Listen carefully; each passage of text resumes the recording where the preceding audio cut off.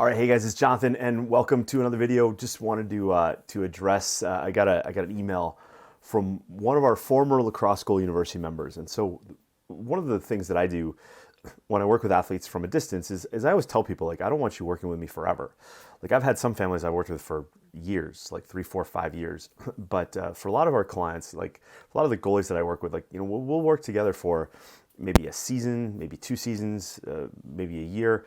And then I want, you to be kind of self-sustaining at some point. So no one's ever tied to me.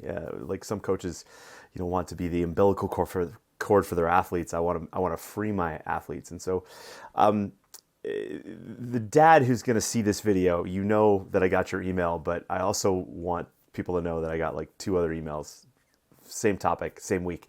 Kind of goes like this. And so this is going to be important for anybody watching this video right now who have goalies. The idea is that so these athletes, they're all seniors. They're all going into their senior.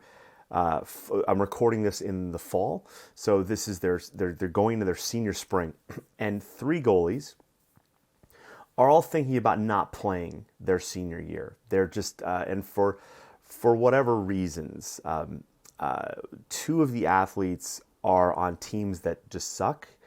And one of the athletes is on a team that they actually transferred to a school and that had a really good lacrosse program, but over the last like 2-3 years, it's declined. And because of the coaches involved and just the general environment of lacrosse, and that's something that we don't always talk about. We think that programs stay the same all the time, and yes, there are some that are always consistently good. But for a lot of programs, they can you get a bad coach in there or just a bad change of events and things go downhill. So these athletes are all thinking about not playing this spring. And what I wanted to talk about today then was this idea that I want, and specifically the goalie position, I guess. I hope you're playing lacrosse because you enjoy playing lacrosse. And as a goalie, I tell all my goalies that the best team you can be on is probably the worst team you can be on. Because why? Well, you're going to see the most shots and you're going to get the most chance to improve. And so even if you're not a goalie and you're just you're a defenseman, or you're a defensive midi, or you're a face-off guy, hey, the worse team you're on, the more opportunities you have to improve. Whereas if you're on a really good team and you're on the defensive half of the field, you don't really see the ball that much, right? So the idea here is that, one, I hope you're playing because you love playing. You just love the challenge of being a goalie. And 2, you're realizing that, hey, to improve yourself as a goalie, being on the worst team is probably the best thing you can be on. Now, for all of these athletes, one in particular was one of the top in her class, right? So the other one, pardon me, the other one is a boy who was probably like a D3 prospect, right? And I want to say I want to say is. Okay, so this hasn't gone away. The other goalie is ridiculously smart, like academically very gifted, and a hard worker. And the lacrosse dream for them was not like they're going to go play D1. It's like they want to play lacrosse in college. But the idea here is that for that last one, she was kind of like late to the sport a little bit, and is still on a trajectory to improve. And her options to play in college were such that she would probably be a walk-on because the academics are primary, okay? And so for a lot of athletes, that's not the case. I get it. But for some athletes, it is. And so for this athlete in particular, it really is kind of a microcosm of how I think about lacrosse in general. So 1, I want the goalie to enjoy being a goalie despite the team that they're on. 2, I want them to understand that the worst team they can be on is the best team they can be on. 3, if you're not going to be like the all-star recruit out of high school, you need to understand that there's still opportunities with which to fill out your dream, right? To make that happen. And for this particular goalie, my advice to them is to keep playing, right? Now, it's your senior spring, so your academics is kind of done. Your not totally, I get it, but it's your college applications are done, your academics are done. It's your senior spring. It's a chance to go out there and stay physically fit and get fit for the summer, so you can be beach ready. I mean, come on, let's be honest.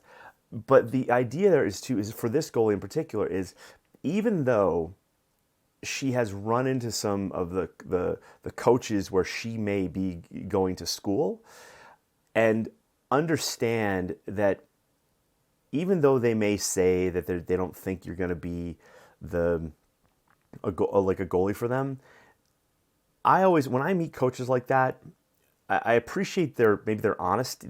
It's almost like their dishonesty, to be honest, because they're trying not to hurt feelings or things like that.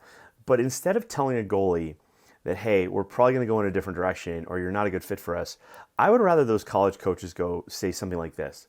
Like, listen, if you want to play for us, here's what needs to improve about your game. That's really what we want. Not a hard no, because there's 2, 3, potentially 4 years for this athlete to continue to develop. And I think, even when you go to a university and you're going to be primarily there for academics, the idea is that lacrosse can still be a great outlet physically, and you need that. And I think we don't stress that enough for students, this idea that you need a physical outlet. Like, I'm realizing this very late in my life that my body is still craving a level of physical activity that I had in my 20s. And that's created a lot of issues for me. And so I look at lacrosse and any sport for that matter to be an opportunity for a student athlete to continue their physical development. So I believe there's always a way. I really, really do. And even though you might not fit, your goalie might not fit into the normal path, there is still potential for walk-on abilities when it comes to university. Like, I've had that happen to a couple goalies where they've just stuck with it. They stuck with it, and for some of those goalies, there's one of those goalies in particular I remember where they weren't planning on playing; they were just playing, and then they had like a growth spurt. They got like crazy fit. Something clicked down the road that they couldn't anticipate now, but it happened later. And so to just backtrack, like, if you're on a team and it sucks, I'm sure there's still like 1 or 2 teammates that are fun to be around. And there's 1 or 2 teammates that are going to make it an enjoyable experience. But as a goalie, like, I never was looking for a good experience. I was looking for balls, man. Like, I just wanted opportunities to play and get better, because every shot is a chance to get better. And the more shots I faced, great. And what also that happened is, like, when you play on bad teams, is you develop part of your game to overcome some of the shortcomings. Like, for me, I had defense that were good defensively. They were all football guys, but they couldn't catch really, really well. So clearing was a gong show. But I developed the ability to hit middies, on clears quickly. And I teach that today. And to hit attack, just get the ball down the other end of the field. Not just some crazy Gilman, like, let's huck it away. It's no, like, let's get the ball in the offensive half of the field. And I developed those things because I was on bad teams, right? So there's always a benefit to being on that bad team. And I hate to see kids quit. And even when there's an academic focus involved, I still look at lacrosse then as this healthy outlet with which to spend part of your day. And some student athletes will go, like, some people are more student than athlete, will go, oh no, I need all the time I can to focus on my studies. No, you need to be really good at project management, and then 2, you need that physical activity, because here's why. Your body is used to the physical, like the dopamine rush that lacrosse has been giving you, and if you just cut that off cold turkey, it changes you. It hurts you. Your body's craving it, and it will look for something else to replace it. And a lot of times that something else is an unhealthy habit. So just keep that in mind as well. That's a really big topic. I won't get into it here, but just some thought for today. I hope you I don't really know what I'm going to title this video, but the bottom line is don't quit. Stick with it.